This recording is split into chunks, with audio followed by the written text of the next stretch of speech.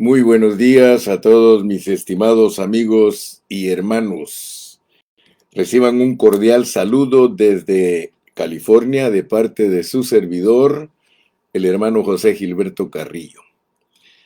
Qué lindo, hermanos, que Dios nos da esta gran bendición de escudriñar su palabra.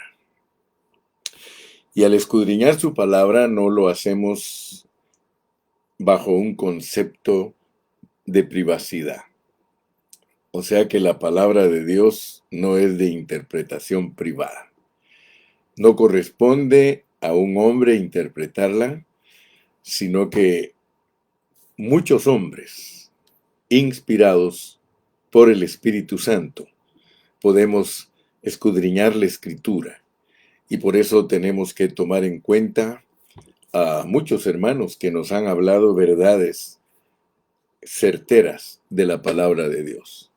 Estamos en las 42 generaciones que Dios usa para que en Cristo Él nazca en esta tierra como rey. Escúcheme bien, por favor.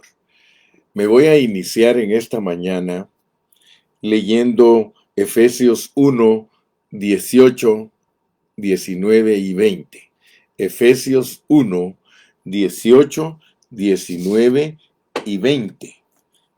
Y quiero que por favor pongamos mucha atención, ya que estamos desarrollando estas generaciones, estas 42 generaciones, las estamos desarrollando de la misma manera que Dios nos permitió desarrollar las 42 jornadas, o sea, una por una, y queremos ir desarrollando punto por punto.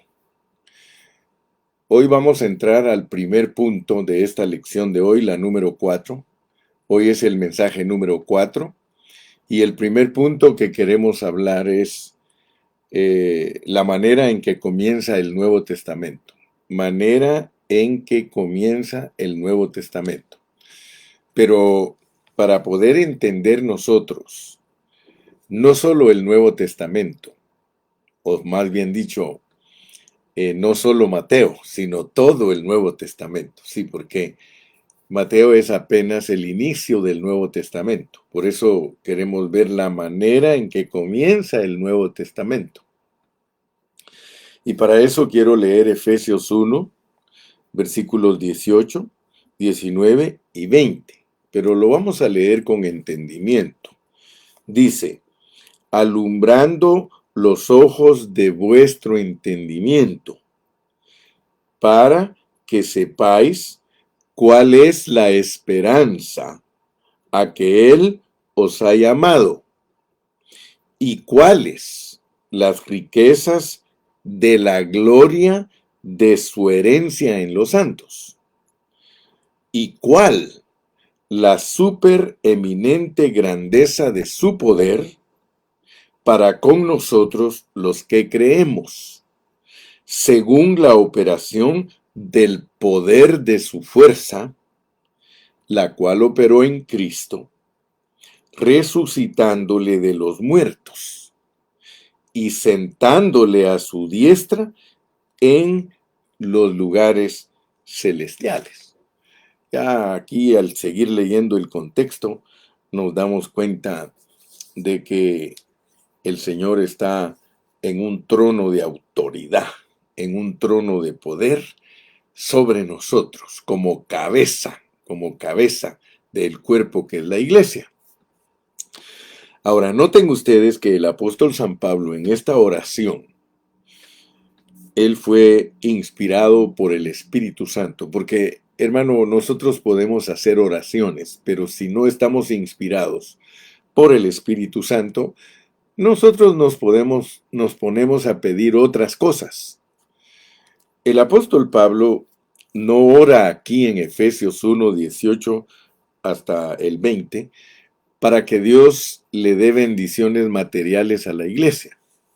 Eso es algo muy, muy importante y a estas alturas yo creo que todos nosotros los que estudiamos la Biblia con este ministerio sabemos que más bienaventurado es dar que recibir. Pablo no nos enseña a pedir cosas materiales tales como casa, carro, comida, abrigo, aumento de sueldo, buenos hijos, estabilidad económica. No, no, no, no, no. Pablo nos enseña a orar de tal manera que le pidamos a Dios que alumbre los ojos de nuestro entendimiento, para que sepamos que esto que está explicado aquí en este contexto, en estos versículos se nos dice qué es lo que nosotros debemos ver. De acuerdo a este contexto, nosotros debemos ver a el Cristo resucitado, escucha bien, a el Cristo resucitado, al Cristo que Dios levantó de los muertos para hacerlo nuestra cabeza, para hacerlo nuestro gobierno. ¿Ok? Entonces, en el Evangelio de Mateo, y debemos de poner mucha atención porque el Espíritu Santo empieza el Nuevo Testamento con el Evangelio de Mateo. Si a nosotros, en nuestra naturaleza humana, nos tocara escribir sin ser inspirados por el Espíritu Santo, yo estoy bien seguro que nosotros no pondríamos el Evangelio de Mateo en primer lugar. Pondríamos a Juan. Nosotros los pondríamos al revés. De verdad. Porque Juan revela la encarnación de Dios. Fíjese. Y según el orden humano, para nosotros eso sería lo más importante y primordial. Lo primario sería la encarnación de Dios, el Evangelio de Juan. Después nosotros hablaríamos de, de Lucas como un hombre perfecto. Luego hablaríamos de el siervo, que es Marcos, y de último hablaríamos de Cristo como Rey. Sin embargo, el Espíritu Santo, en su orden divino, nos pone en Mateo a Emanuel. Fíjese pues, ponga atención a la lección de hoy porque es importante darnos cuenta cómo comienza el Nuevo Testamento. Para Dios, lo más importante es que Él, como Rey, en Mateo, es Emanuel, Dios con nosotros, es el Espíritu Santo dentro de nosotros. Por eso le decía, si no abre Dios nuestros ojos, nosotros no podemos darnos cuenta qué es lo primordial para Dios, qué es lo más importante para Dios. Lo más importante para Dios al venir a este mundo, al nacer en este mundo, es nacer como rey para entrar en los creyentes.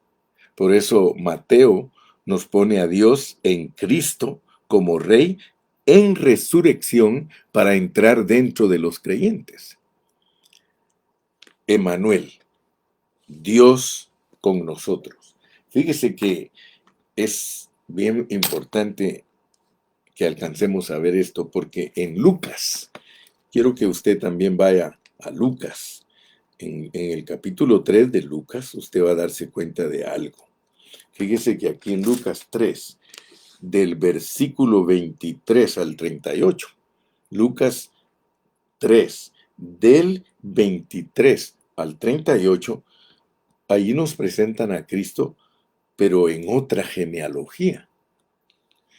Y fíjese que esto es tremendo, hermano, porque en Mateo nos presentan a Dios en Cristo como Rey para ser Emanuel, Dios dentro de nosotros, para que el poder de la resurrección se desarrolle en nosotros y podamos también nosotros resucitar. Yo no sé si usted alguna vez ya se había dado cuenta de esta preciosa lección que nos presenta Mateo. Mateo nos presenta lo que Efesios 1:18 Pablo le pide a Dios, que se nos abra nuestro entendimiento. de que alcancemos a ver la resurrección de Cristo para estar en un trono, la resurrección de Cristo para estar en un trono, así lo pone Efesios 1:18, para ser el rey que está sobre toda su iglesia. Así lo pone Pablo. Y eso está en Mateo. En Mateo, nosotros alcanzamos a ver al Rey de Reyes, a el Cristo resucitado, que se le llama Emmanuel, Dios con nosotros. Y hasta nos dice al final de Mateo, he aquí, yo estoy con vosotros todos los días hasta el fin del siglo, hasta el fin del mundo. Entonces, esto abre nuestro entendimiento. Esto nos muestra entonces que el Evangelio de Mateo es para que uno entienda que Cristo es el Rey para producir reyes. Cristo es el Rey para producir reyes. El Espíritu Santo dentro de nosotros produce reyes por medio de la resurrección.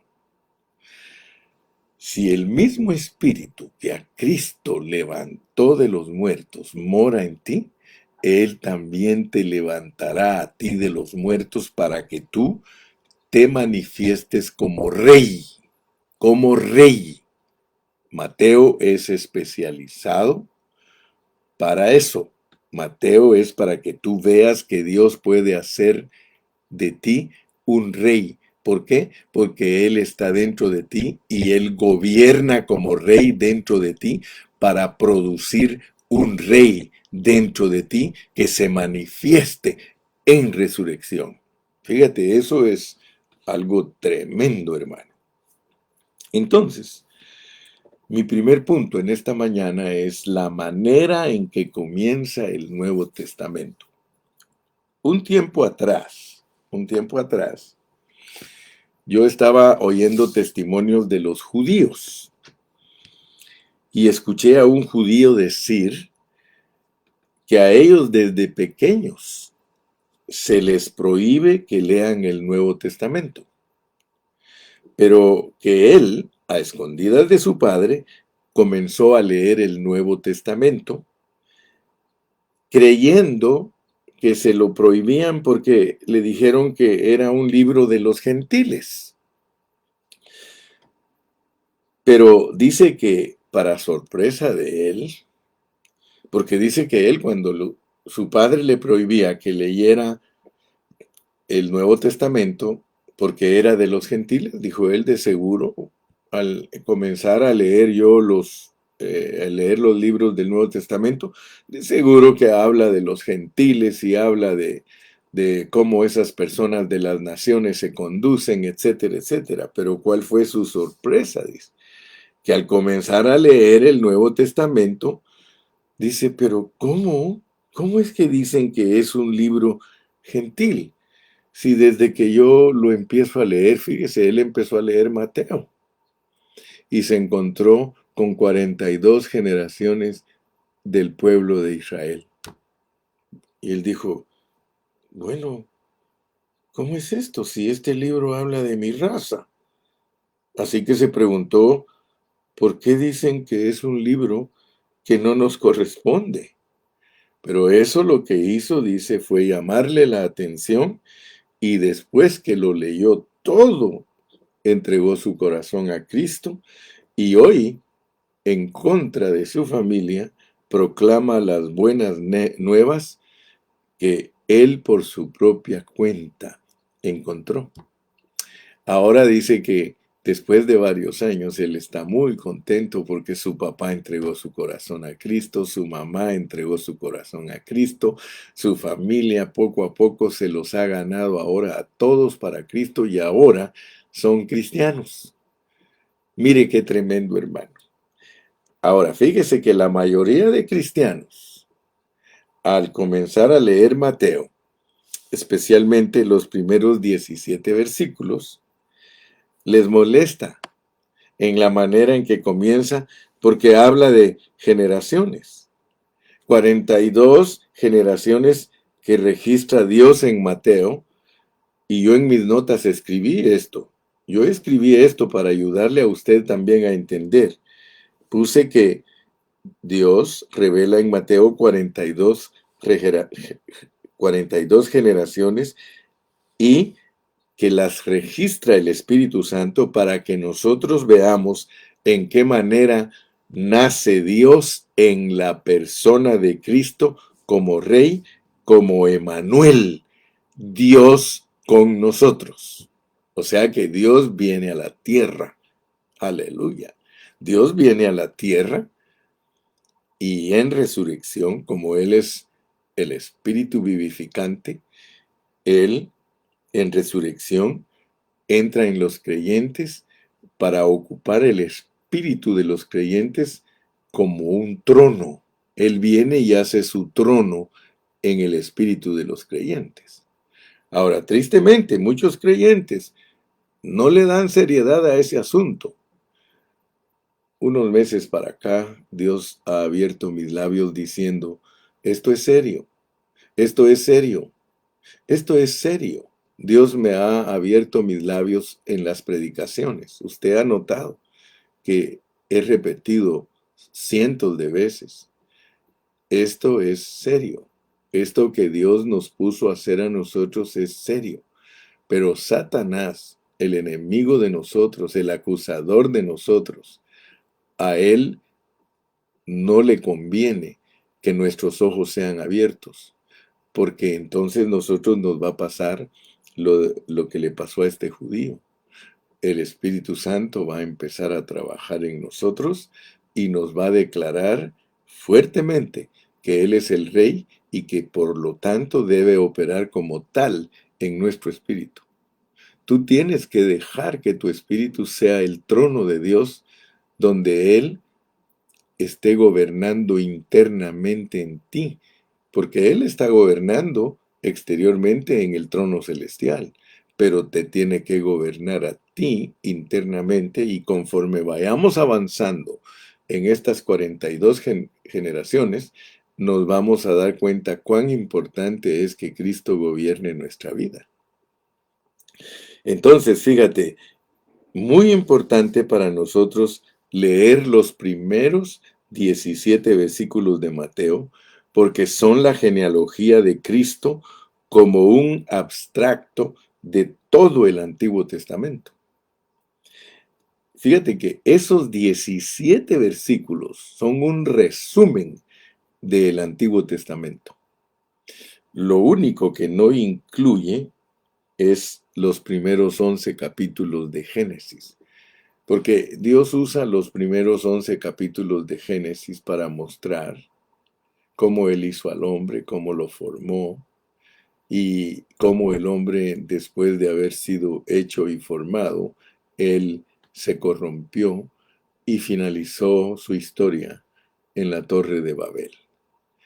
Aún pasando por un periodo de diluvio, Él finalizó en una confusión grande donde Dios dijo, basta ya. No. Cuando el hombre se propuso conectar el cielo con la tierra por medio de sus propias filosofías, por medio de su propia doctrina, hizo una torre para ir al cielo. Eso ya sabes que superficialmente es una torre física, es una torre edificada como un edificio de 200, 300 pisos. Eso ya lo había experimentado Babel, pero detrás de esa declaración está la realidad de la palabra, que es buscar a Dios por medios humanos, buscar a Dios por nuestros propios medios. Eso es Babilonia. Babilonia por eso es una confusión. Dios confundió las lenguas de los hombres para que no se pudieran entender uno con otro, porque el hombre estaba buscando su propia manera de llegar a Dios. Por eso sustituyó la piedra por el ladrillo, ¿sí? Y sustituyó el concreto, por decir así. El concreto que sirve para unir piedras por eh, el petróleo. Entonces, veamos pues cómo Dios se opuso a eso. Porque Dios no está interesado en que el hombre lo busque por sus propios medios. Así que por eso desde el capítulo 12 de Génesis hasta Apocalipsis, Dios revela la forma correcta en la que el hombre lo debe buscar. Gracias a Dios por ello. Entonces, se puede decir que el resumen del Antiguo Testamento está allí en el principio del Nuevo Testamento. El resumen del Antiguo Testamento está en el principio del Nuevo Testamento. 17 versículos que a muchos los duerme, que a muchos no les gusta leerlos, prefieren empezar desde el versículo 18, pero yo te desafío en esta mañana. Por favor, estudia conmigo estas 42 generaciones y te vas a dar cuenta lo importante que son para que Cristo se forme en ti, porque en tu espíritu es el trono de Dios y Él te va a hacer que de ti salga un rey, de ti salga un rey. Ese es el propósito. No vas a creer que Cristo vino aquí como Emanuel para estar dioquis, para no producir nada en ti. Él quiere producir en ti un rey, un rey. Hermanos y hermanas, un rey va a ser producido desde dentro de ti debido a que tú entiendes estas cosas. Así que mi primer punto, lo quiero concluir señalándote Lucas. Te dije que Lucas presenta otra genealogía. O sea que hay dos genealogías en la Biblia del Señor Jesucristo. Dos genealogías y cuatro biografías. Más adelante te voy a explicar las biografías, porque el Señor Jesucristo tiene genealogía de Él como rey y tiene genealogía de Él como hombre. Ahora, fíjate que como rey es Dios, como rey es Dios. Mateo nos presenta a Cristo como rey, que es Dios en el trono de tu corazón, para producir en resurrección una duplicación de Él, un rey. Pero Lucas nos pone la genealogía de Cristo, de Jesús, como un hombre, como un hombre. Y por eso el Espíritu Santo tiene cuidado. Si tú te das cuenta, todas las epístolas de Pablo presentan a Cristo como hombre y como Dios. Y los evangelios te lo presentan como hombre y como Dios. A veces solo usamos Juan para decir que Dios se encarnó como hombre, pero la realidad es de que Lucas te lo pone como un hombre 100%, netamente hombre.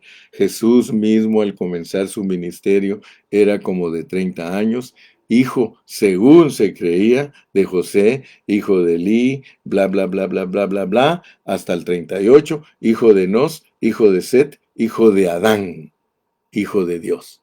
¿Ok? Hijo de Adán, hijo de Dios.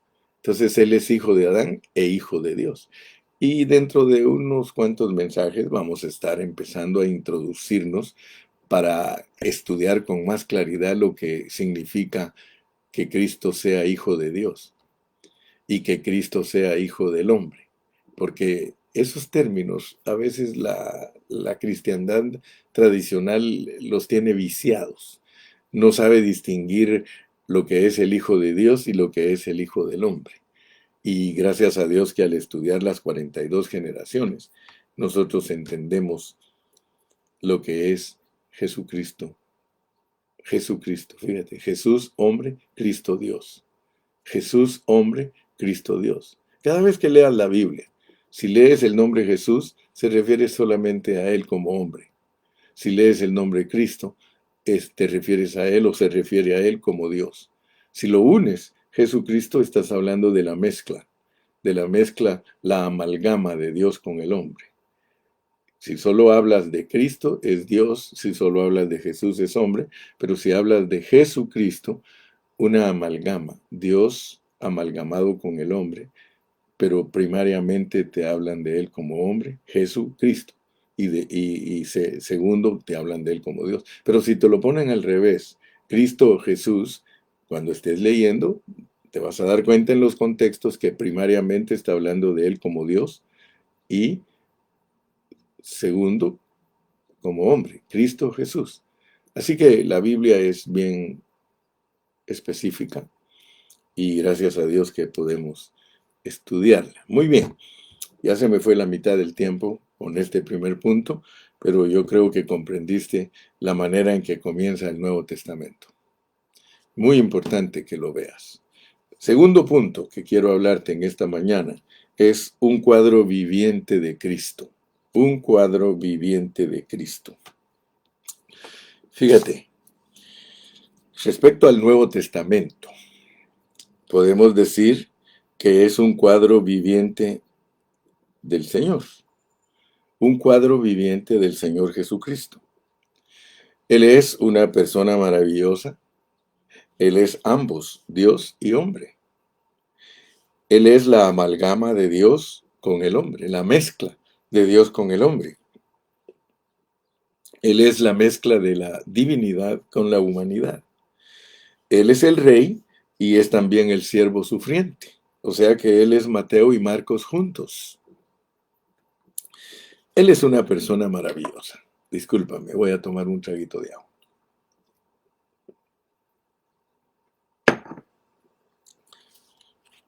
Ningún otro hombre ha hablado jamás las maravillosas palabras que habló nuestro Señor Jesucristo. Palabras profundas, pero muy claras. Nadie en toda la historia ha dicho lo que él dijo en Juan 6:35, que él era el pan de vida. Ningún hombre se ha atrevido a decir que él es alimento. Fíjate, ningún hombre se ha atrevido a decir que es alimento. Mucho menos se ha atrevido a decir lo que dice Juan 8:12, que él es la luz del mundo. Nosotros tenemos historias de hombres muy destacados, tenemos historias de filósofos muy destacados y que la gente los aprecia en un alto grado, pero ninguno de ellos, ninguno, pudo hablar las palabras que habló el Señor Jesucristo. Ninguno de ellos pudo decir que Él era la luz del mundo. Ninguno de ellos pudo decir que Él era el camino. Ninguno de ellos pudo decir que Él era la verdad. Ninguno de ellos pudo decir que ellos eran la vida. Solo nuestro Señor Jesucristo pudo decir, yo soy el camino, la verdad y la vida. Y nadie viene al Padre. Fíjate, ningún hombre jamás ha sido el camino de Dios, ni la verdad de Dios, ni la vida de Dios. Solo nuestro Señor Jesucristo. Yo creo que ninguno de nosotros puede decir que es la vida y que es la luz, a menos que Dios nos designe. Porque Él sí dice, vosotros sois la luz del mundo. Pero Él lo dice. Nosotros por nuestra propia cuenta no podemos decir que somos la luz del mundo. Ahora, yo creo que esto nos hace llegar a un punto de exclamación, un punto de decir, ¡qué grande es nuestro Salvador! Podemos decir, aleluya, gloria a Dios, tenemos un Salvador grande. Jesús pudo decir de Él todas estas cosas porque Él verdaderamente es grande. Así que nuestro segundo punto es pequeñito, pero es un cuadro viviente de Cristo. El Nuevo Testamento es un cuadro viviente de Cristo. Voy a entrar al tercer punto. El tercer punto es que Cristo Jesús posee 4 biografías. 4 biografías. Esto ya lo hemos escuchado en el pasado. Hemos hablado de que el Señor Jesucristo, Él es rey en Mateo, Él es siervo en Marcos, Él es hombre verdadero y real en Lucas, y Él es Dios en el Evangelio de Juan. Él es Dios en el Evangelio de Juan. Mire qué tremendo, hermano. Tenemos Mateo, Marcos, Lucas y Juan para ver esas 4 biografías. Yo creo que si a nosotros nos pusieran a escribir la biografía de un personaje importante, podrían escoger 100 hombres de nosotros para escribir la biografía de un hombre destacado e importante en esta vida, y las 100 biografías dirían lo mismo. No escribiríamos diferente biografía, pero noten ustedes cuán extraordinario es Cristo, cuán maravilloso es Cristo, que cuando pusieron a los escritores a escribir la biografía de él, escribieron 4 biografías diferentes. Sí, cada hombre que escribió cada evangelio era una clase de persona. Sí. Por ejemplo, Mateo, él era un colectador de impuestos del Imperio Romano.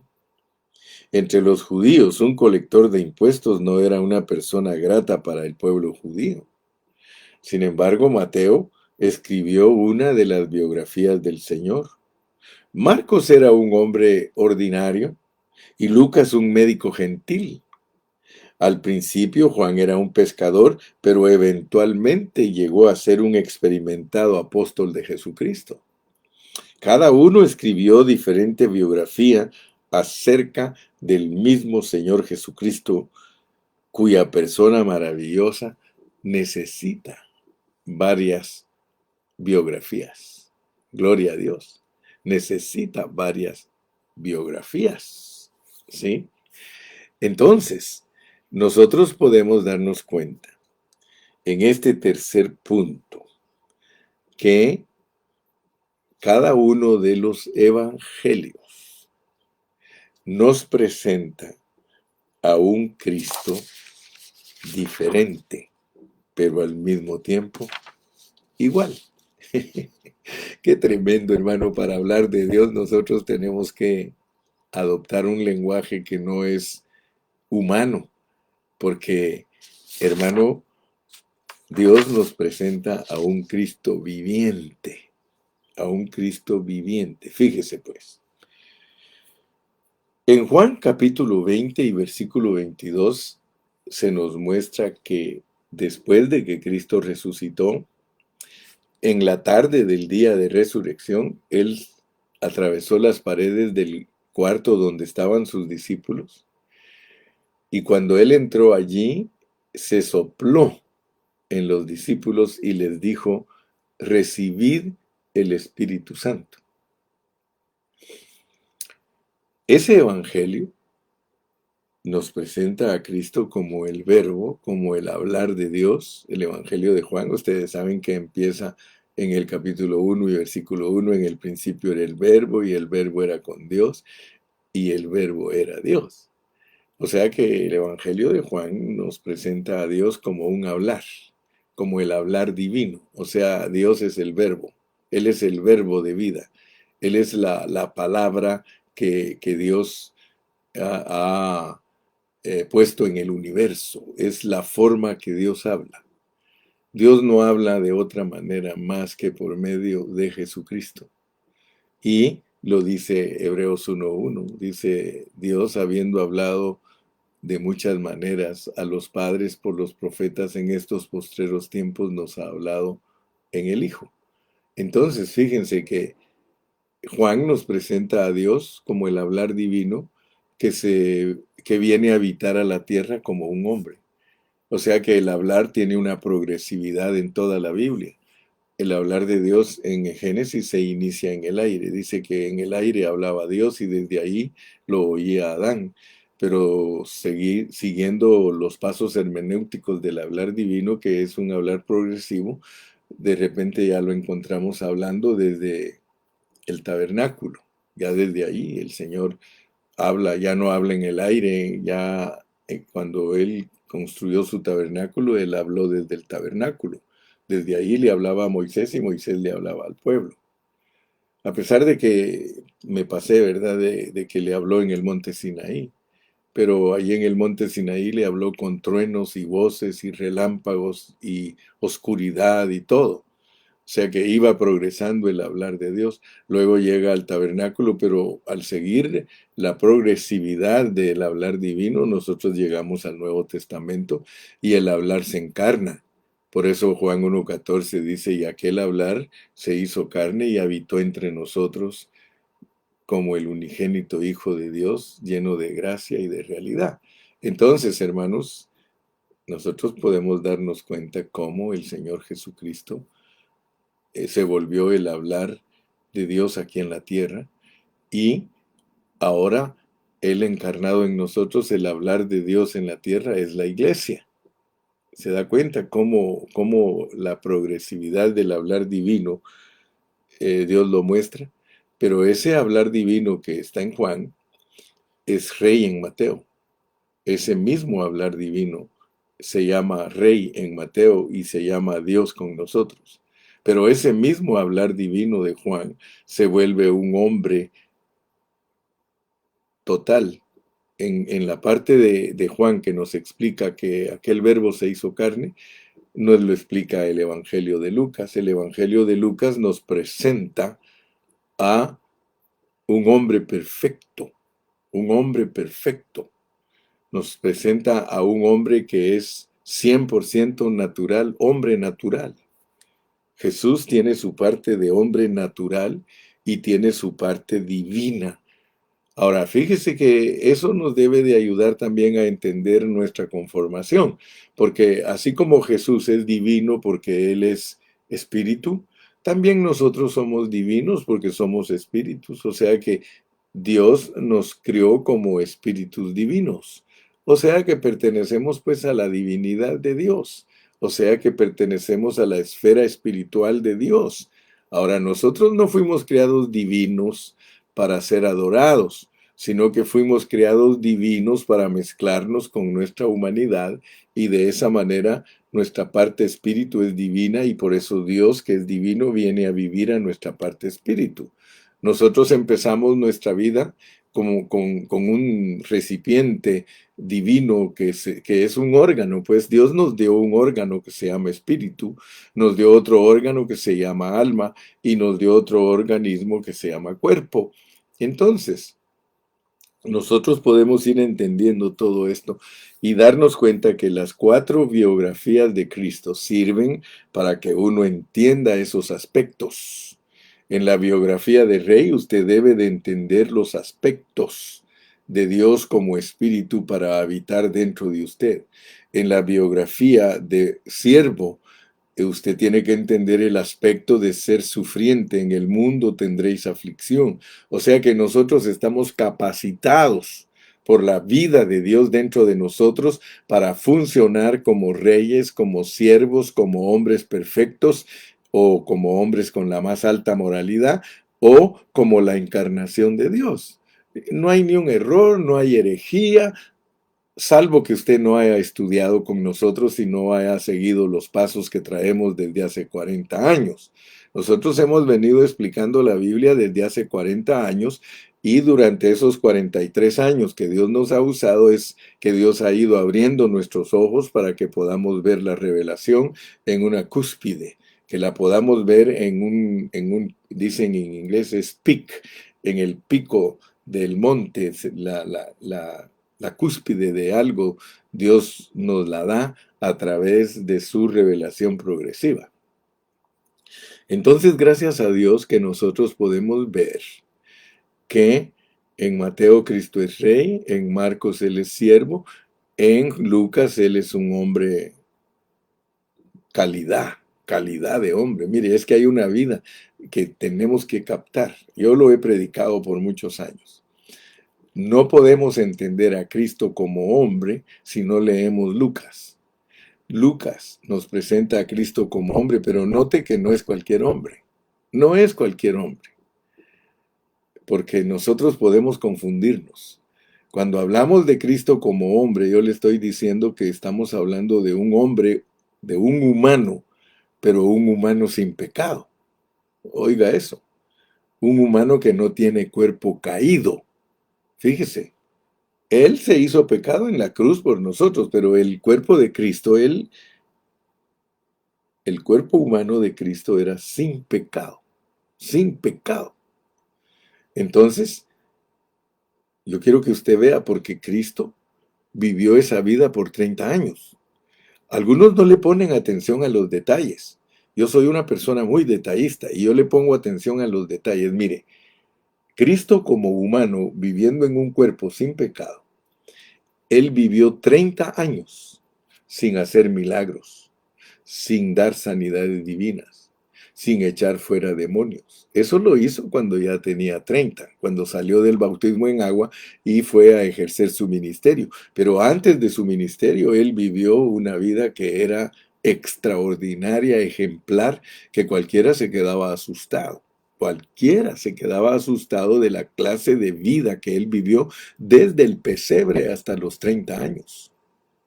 Y fíjese que esa parte, muchos ni la alcanzan a ver, que él fue un hombre perfecto desde su nacimiento a los 30 años, y eso es lo que él, a través de su ministerio de 3 años y medio, y morir y resucitar, lo compactó, y él entró en nosotros como un hombre perfecto en resurrección, porque él necesitaba morir y resucitar para elevar este cuerpo que era perfecto a la humanidad. Ahora, ¿por qué cree usted que Dios pone todas las cosas de esa manera en su palabra?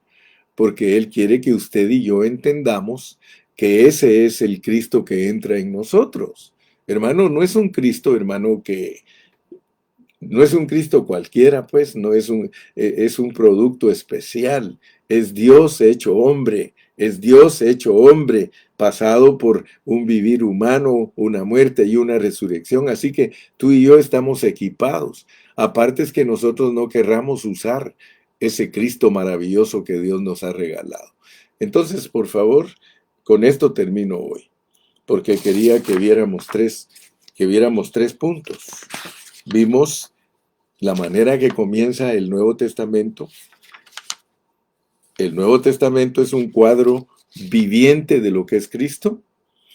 Y por último, vimos que Él tiene 4 biografías, porque esa multiforme de Dios, esa es la multiformidad de Dios, es para que nosotros la experimentemos.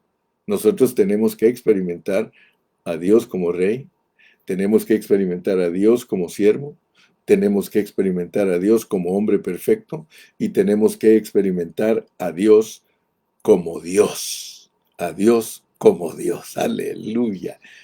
Que Dios me los bendiga en esta preciosa mañana. Si Él nos permite, vamos a seguir estudiando mañana, día martes.